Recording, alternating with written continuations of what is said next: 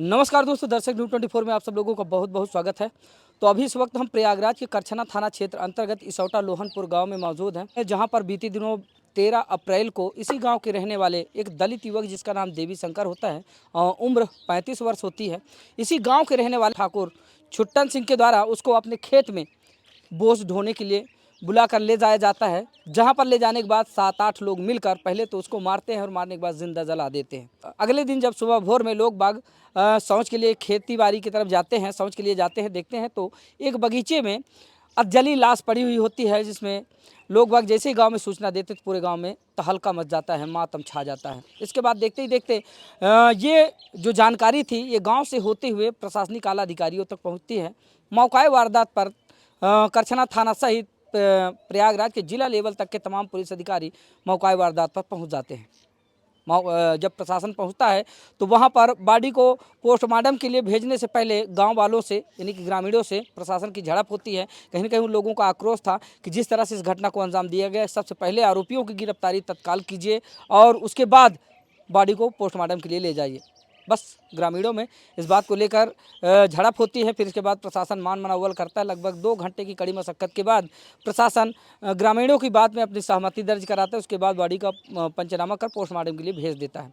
Postmortem करके जब body रात्रि में लगभग 2 बजे के करीब गाँव आती है तो जो देवी शंकर के जो परिजन थे, बगैर उनकी मर्जी के प्रशासन अपनी जोर ज़बरदस्ती के साथ जो देवी शंकर मृतक की जो बॉडी होती है उसका अंतिम संस्कार करवा देता है। जहाँ पर कहा जाता है कि हिंदू धर्म में सूर्यास्त होने के बाद अंतिम संस्कार नहीं किए जाते, वहीं पर प्रशासन ज़बरदस्ती अंतिम संस्कार करवाता है। और उसके बाद अगले दिन से लगातार इस गांव में तमाम नेता मंत्री विधायकों का आवागमन जारी होता है। और जब इस मामले में जब यह मामला तूल पकड़ता है तो उसके बाद इस मामले को लेकर उत्तर प्रदेश सरकार के द्वारा जो अब आरोपी होते हैं छुट्टन सिंह, साथ ही जो 7 अन्य आरोपी होते हैं उन पर जो है बुलडोजर कार्रवाई होती है।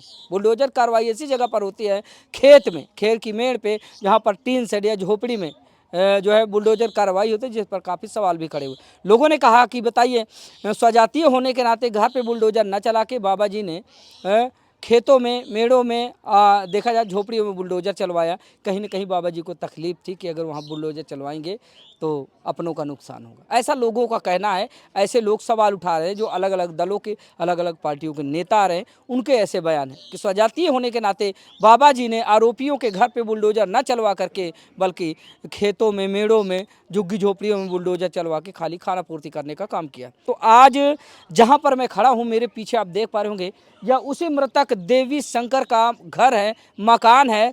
तो उसको दिखाने का काम करेंगे कि दरअसल कैसा था उसका घर और कैसा था उसका रहन सहन, कैसा उसका जीवन यापन होता था। देवी शंकर के बारे में बताते चले कि अपनी माँ बाप में इकलौता लड़का था, सिर्फ एक ही अपने बुजुर्ग माँ बाप का, अपने 3 बच्चों का सहारा था देवी शंकर। देवी शंकर के 3 बच्चे हैं। बड़ी बेटी काजल जिसकी उम्र 19 वर्ष है, और दूसरा बेटा है जो कक्षा 9वीं का छात्र है, और जो सबसे छोटा बेटा वो एक आँख से दिव्यांग है। यानी कि 3 बच्चे हैं, 3 बच्चों और अपने माँ बाप का इकलौता सहारा था देवी शंकर। देवी शंकर के जाने के बाद अब ये सब लोग बेसहारा हो गए हैं, क्योंकि जो देवी शंकर के बच्चे हैं, अब वो जब बड़ी बेटी से हमने बातचीत किया तो बेटी ने कहा कि आज से लगभग 5 साल पहले, इनके साल 2020 में मेरे सर से मेरी माँ का साया उड़ गया था, और आज ऐसा दिन आया कि हम लोगों के सर से हमारे बाप का भी साया उड़ गया। तो आइए देवी शंकर का घर थोड़ा सा दिखाते हैं। जैसे कि बहुत सारे लोग कह रहे थे, इसमें सवाल भी खड़े हुए कि नहीं ऐसा नहीं वैसा, ये सारी चीज़ें हैं। तो आइए देखिए, ये एक घर है देवी शंकर का। इधर आप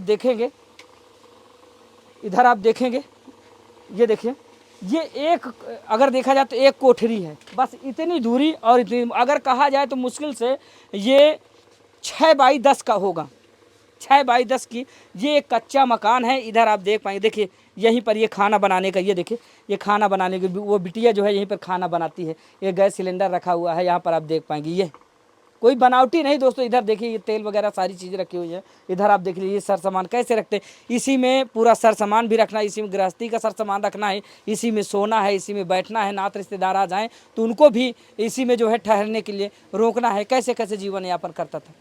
3 बच्चे हैं, अब तीनों बच्चे अनाथ हो चुके हैं। और उसके बाद अब बताइए कि उसके बच्चों का भरण पोषण कैसा होगा। और साथ ही इधर देखेंगे, ये देवी शंकर की पत्नी थी स्वर्गीय उषा देवी, जो 25/4/2020 को यानी कि साल 2020 में ये दिवंगत हो जाती हैं। और इनके 3 बच्चे हैं और अब तीनों बच्चों का जो दारो मदार है वो देवी शंकर के माँ बाप पर है, क्योंकि माँ बाप अभी जीवित हैं, वो भी बुजुर्ग हैं। रो रो कर उनकी आंखें पथरा गई हैं, रो रो कर उन लोगों का बुरा हाल है कि इकलौता सहारा था हमारा बेटा, जिसके भरोसे हम लोग ज़िंदा थे।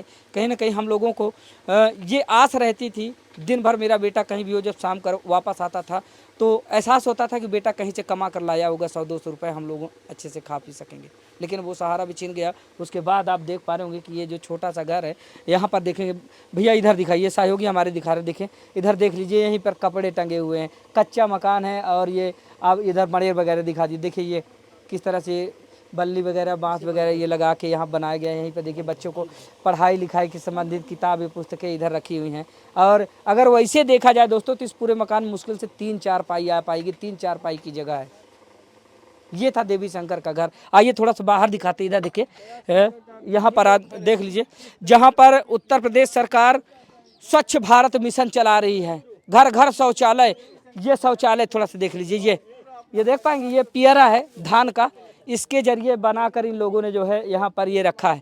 दोस्तों आप तस्वीरों के माध्यम से देख पाएंगे, भैया थोड़ा सा इधर आ जाएं, देखिए इधर देख पाएंगे ये बहुत सारी महिलाएं हैं। और जिस दिन से ये घटना हुई है, लगातार इस घर में लोग बाग अपनी शोक संवेदना व्यक्त करने के लिए, साथ ही पीड़ित परिवार को सांत्वना देने के लिए लगातार यहाँ पर लोगों का हुजूम है।